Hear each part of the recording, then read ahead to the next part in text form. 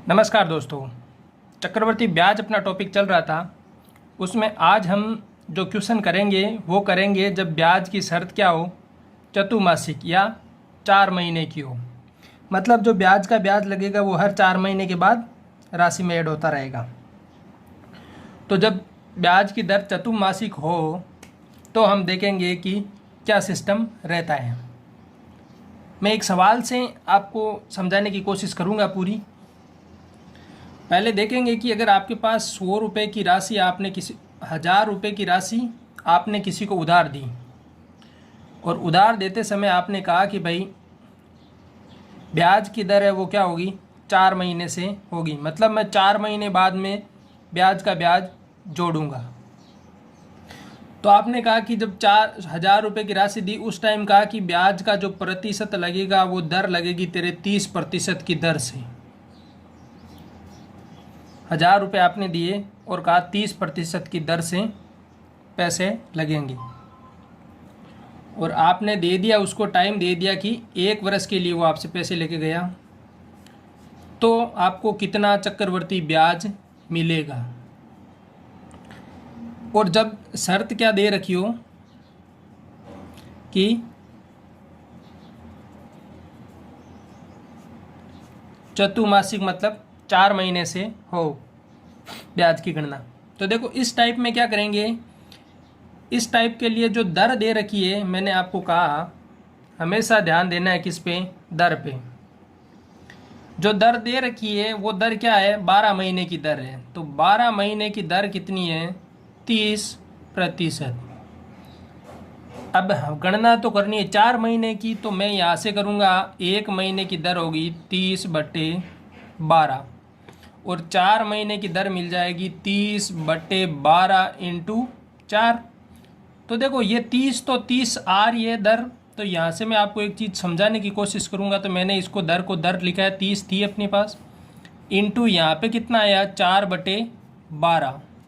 यहाँ से इसे काटेंगे तो आएगा 3। क्या किया हमने कि हमें दर में क्या करना है, 3 का भाग देना है।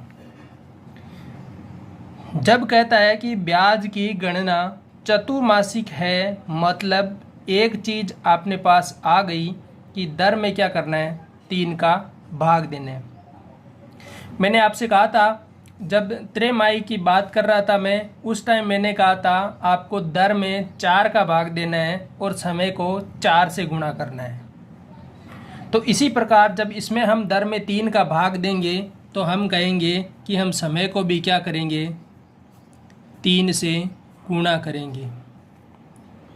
तो दर में हमने 3 का भाग दे दिया, समय को हमने 3 से गुणा कर दिया। यहाँ से जो नई दर मिलेगी वो 30/3 करूँगा मैं, तो क्या मिली अपने को, 10%। मतलब अब जो हम ब्याज निकालेंगे उसमें 10% का दर काम में लेंगे। अब समय की बात करेंगे तो समय अपने को 1 वर्ष दिया है, तो समय को भी 3 से गुणा करना पड़ेगा। तो 1 को हम 3 से गुणा करेंगे तो हमारे पास आ गया 3 वर्ष का समय। अब देखो नई दर आ गई 10% और समय क्या आ गया, 3 वर्ष। एक्चुअली में ये समय मैंने कल भी बताया था कि ये 3 वर्ष नहीं होके क्या है, 3 चतुर्माहिक है। मतलब 4-4 महीने के 3 पैर हैं। तो अब हम चक्रवर्ती ब्याज की गणना करेंगे। 3 साल के लिए मैंने आपको क्या बताया था, 3-3-1 का फॉर्मूला। तो पहले 1000 का 10%,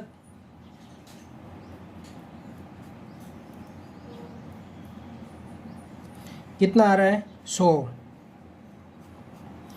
इस 100 का आगे और ये 100 कहाँ लिखेंगे, इसके नीचे।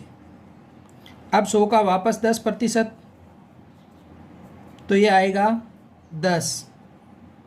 इसके बाद आगे जो 10 आएगा उसका 10%, तो वो क्या आएगा, 1। तो ये 1 इसके नीचे लिख दिया। अब देखो यहाँ से 3 को 100 से गुणा करके लिखूँगा, 3 को 10 से गुणा करके लिखूँगा और 1 को 1 से गुणा करके। तो चक्रवर्ती ब्याज आ गया अपने पास 331 रुपये।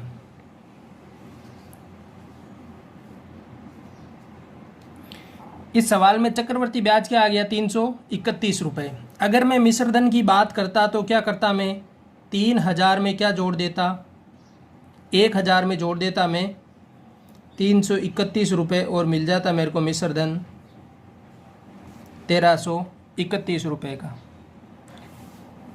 तो जब चतुर्मासिक की शर्त हो तो हमें ध्यान रखना है दर में 3 से भाग देना है और समय को 3 से गुणा करना है।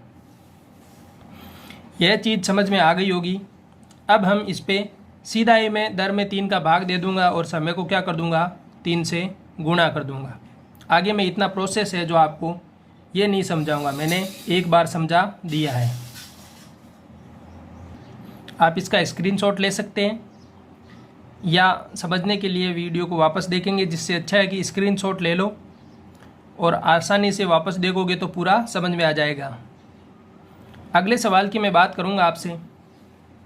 तो अगले सवाल में हम देखते हैं, आपको मैं बता देता हूं कि मैंने कहा आपको 5000 रुपये की राशि प्रिंसिपल दे दिया मैंने 5000 रुपये,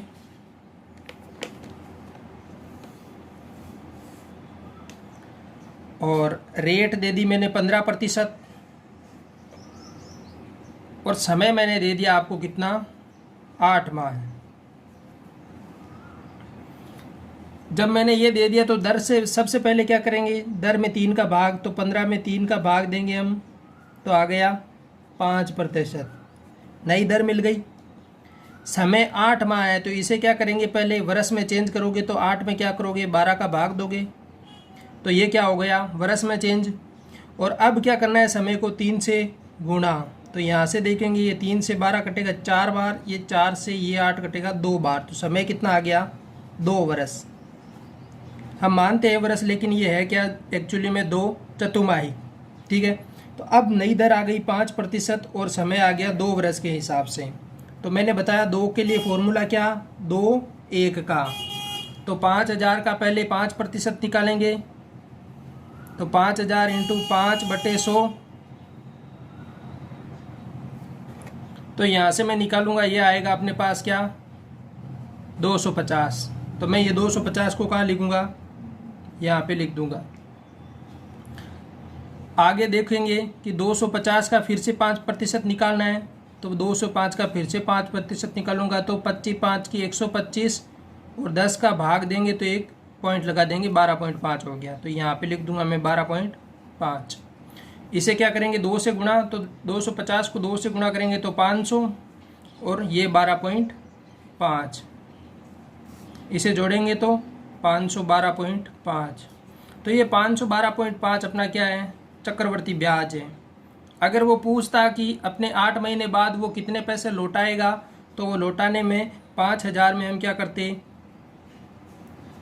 512.5 को ऐड कर देते और ये आ जाता 5512.5 रुपये का अमाउंट राशि हो जाती। ठीक है, ये चीज़ समझ में आई होगी। और इस पे हम 2-3 सवाल और देखेंगे आज, ताकि कंसेप्ट है जो एकदम बिल्कुल क्लियर हो जाए।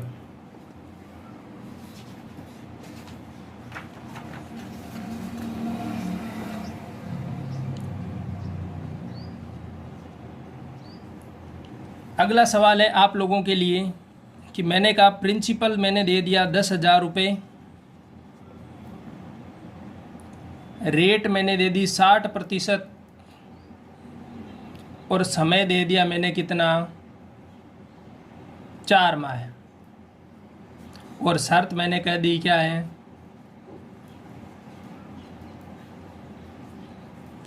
चतुर्मासिक, मतलब 4 महीने से गणना करनी है।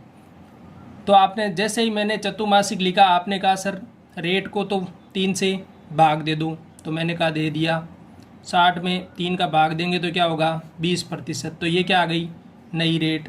समय को आपने कहा कि 3 से गुणा कर दो, तो मैंने कहा क्या 4 को सीधा 3 से गुणा कर दूं, तो आपने कहा नहीं सर पहले इसे क्या बदलेंगे वर्ष में बदलेंगे, फिर 3 से गुणा करेंगे, तो ये कितना हुआ 12/12 मतलब 1 वर्ष। तो अब क्या करेंगे 20% की दर से 1 वर्ष का चक्रवर्ती ब्याज निकाल लेंगे, तो वो क्या आ जाएगा अपना 60% की दर से 4 माह का चक्रवर्ती ब्याज आ जाएगा। अब देखो 1 वर्ष के लिए आपके पास एक चीज़ ध्यान में रखना, 1 वर्ष की जब बात आती है तो SI और CI दोनों बराबर होते हैं। क्योंकि 1 वर्ष के बाद ब्याज लगना शुरू होता है तो CI बनता है। SI और CI 1 वर्ष की बात हो तो दोनों क्या होते हैं, बराबर होते हैं। तो यहाँ से आप या तो ऐसा ही निकाल सकते हो सीधा 10,000 का 20% 1 वर्ष के लिए समुद्र बटा 100 के हिसाब से, या फिर आप वैसे कर सकते हो, वही है कि 10,000 रुपये की राशि है, आपके पास 20% की दर है, 1 वर्ष का समय है, बट्टा कर दो 100, 2 जीरो से 2 जीरो कैंसिल, कितना आ गया 20 के साथ 2 जीरो और लगा दिया, तो क्या हो गई 2,000 रुपये का क्या आ गया ब्याज। ये ब्याज एक तरीके से देखें तो SI भी यही होगा और CI भी यही होगा, दोनों चीज़ें यही आएगी। जब 1 वर्ष के ब्याज के अंतर की बात की जाती है तो उसमें 1 वर्ष में ब्याज का अंतर SI और CI का 0 आता है।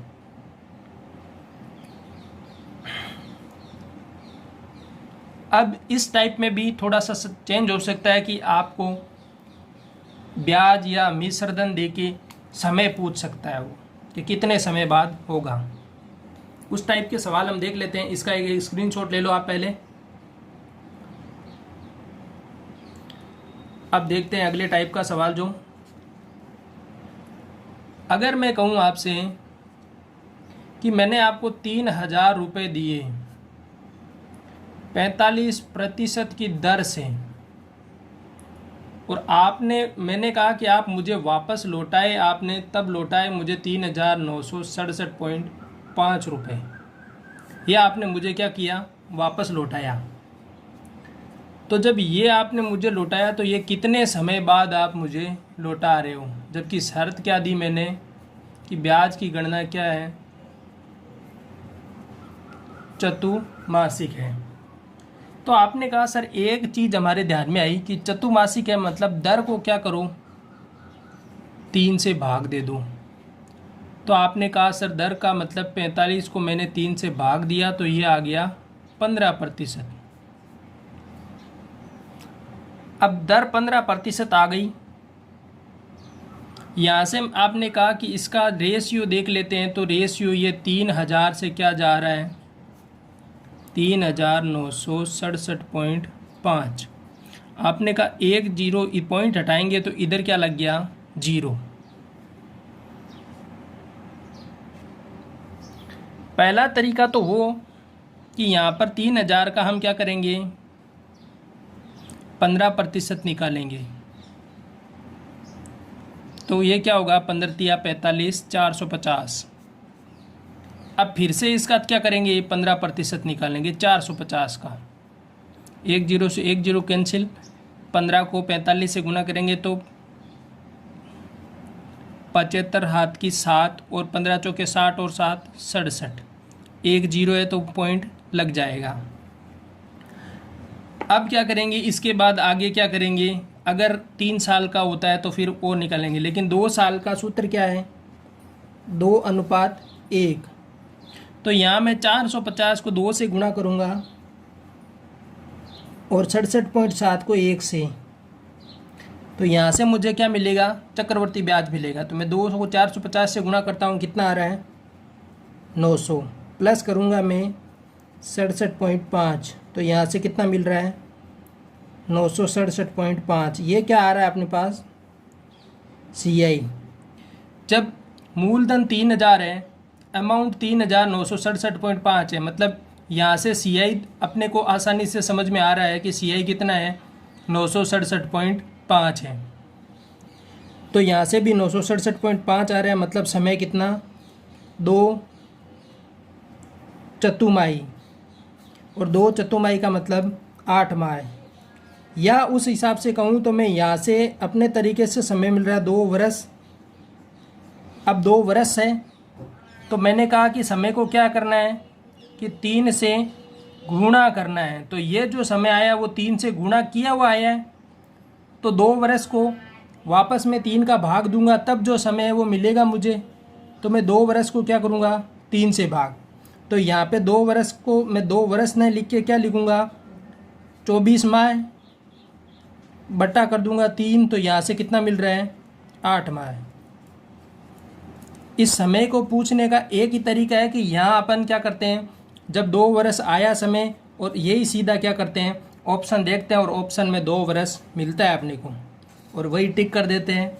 उसके बाद कहते हैं कि सवाल तो एकदम सही था लेकिन गलत क्यों हो गया। ये बहुत चीज़ ध्यान रखनी है। इसके बाद एक और देखते हैं सवाल अगला इसी टाइप का।